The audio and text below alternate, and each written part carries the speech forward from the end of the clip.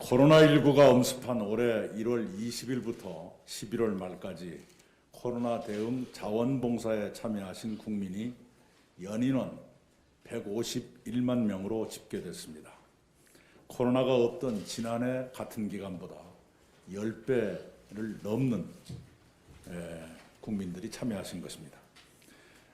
자원봉사자들은 방역 소독, 마스크 제작과 배부, 격리자 지원 등의 봉사에 오셨습니다. 이번 서울시청 앞 임시선별진료소 운영에 필요한 의료진 모집에는 필요 인력 30명이 1시간 만에 찼다고 합니다.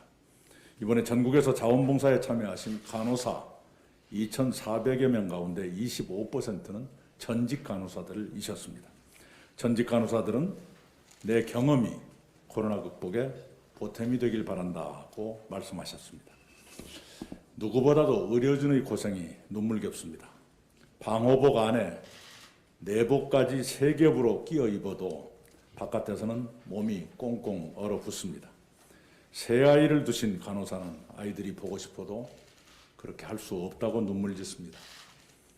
한파는 그 눈물마저 얼게 합니다. 역학조사관들은 하루도 쉬지 못하고 주 7일 밤낮 없이 근무하십니다. 어제는 확진자가 다녀간 의원의 간호조무사 한 분이 코로나에 감염돼 세상을 뜨셨습니다. 명복을 빕니다. 헌신하시는 한 분 한 분께 미안하고 고맙습니다.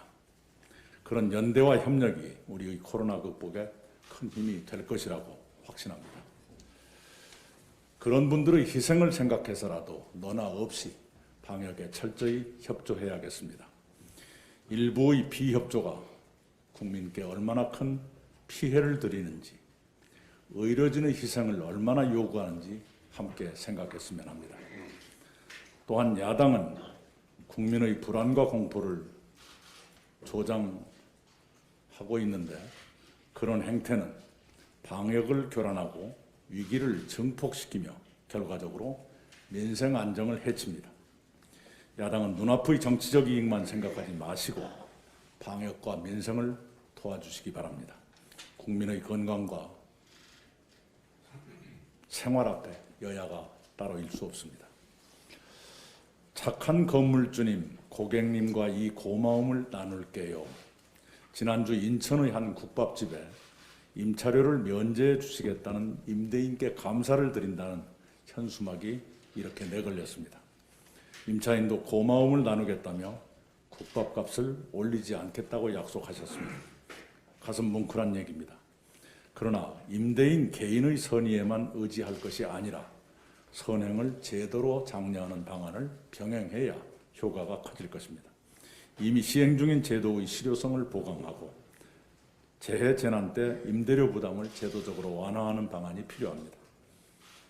정책위에서 이미 검토하고 있는 것으로 알고 있습니다. 당장은 영업이 금지 또는 제한되는 업종의 임대료 지원 등에 대해 당정 협의를 마무리하는 대로 국민께 발표해 드리겠다는 말씀을 드립니다. OECD 보고서에 따르면 올해 한국의 재정 적자가 42개 주요 국가 가운데 가장 적은 수준에 머물 것으로 전망됩니다.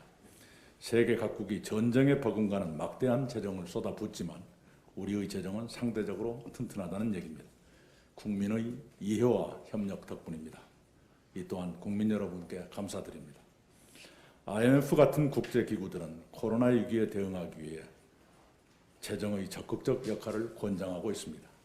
GDP 1%의 공공투자를 늘리면 GDP 2.7%의 성장과 민간 투자 10%의 증가를 유발할 것이라고 합니다.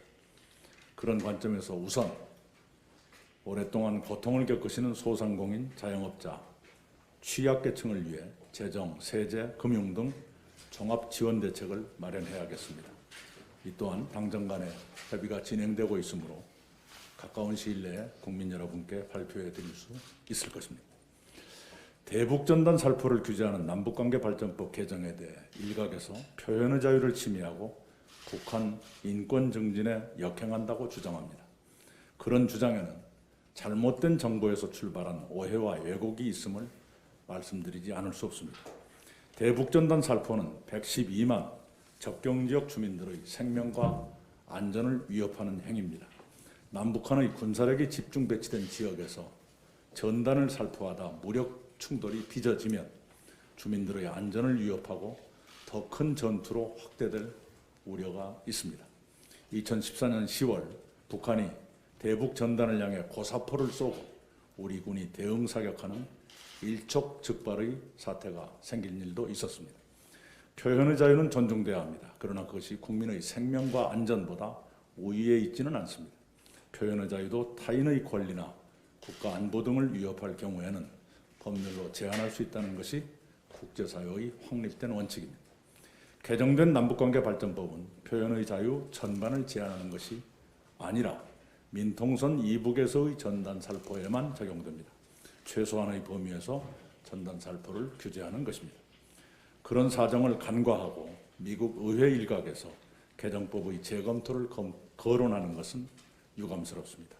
누구든 한국 국민의 안전과 한국 국회의 결정을 존중해야 마땅합니다. 공수처장 후보 추천위원회가 공수처장 후보 추천을 28일로 연기했습니다. 28일은 반드시 후보 추천이 이루어져야 합니다. 그래서 내년 1월 안에 공수처장 후보 인사청문회와 처장 임명까지 매듭지을 수 있도록 하겠습니다. 검찰개혁 시즌2는 차분히 준비하고 내실 있게 추진할 것입니다. 네, 이상입니다.